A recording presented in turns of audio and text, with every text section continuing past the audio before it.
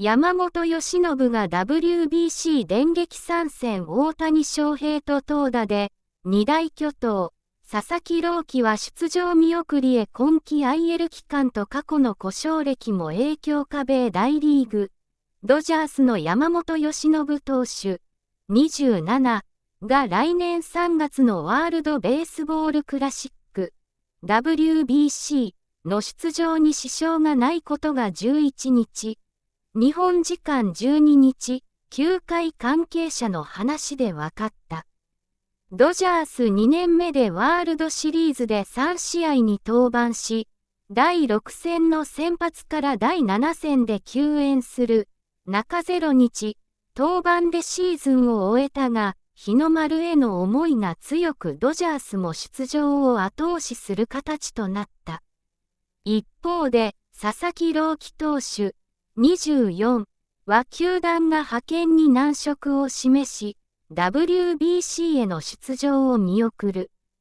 今季は5月に右肩インピンジメント症候群で負傷者リスト IL に入り、復帰まで5ヶ月近く要した。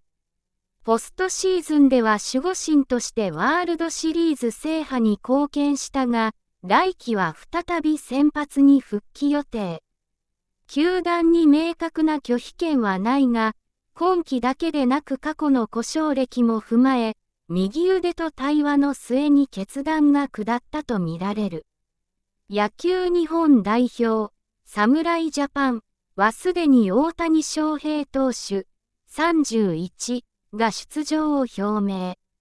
その後は出場選手が決定していなかったが、米フロリダ州オーランドで開催されたウィンターミーティングで井端弘和監督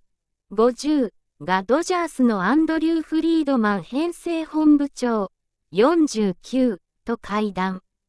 土軍編成トップは大谷を含めた山本、佐々木の WBC での登板について、まだ調整中としたが、山本の出場と佐々木の出場見送りが伝えられた模様。正式な手続きを経て今後、決定に至る。山本は WBC を制した前回大会の経験後にメジャー経験を重ね、侍ジャパンで不動のエースを担う。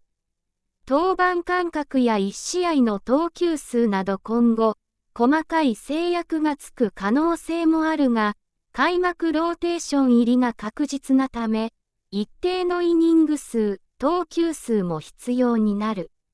侍ジャパンにとっては大谷と山本で投打の柱が立った形だ。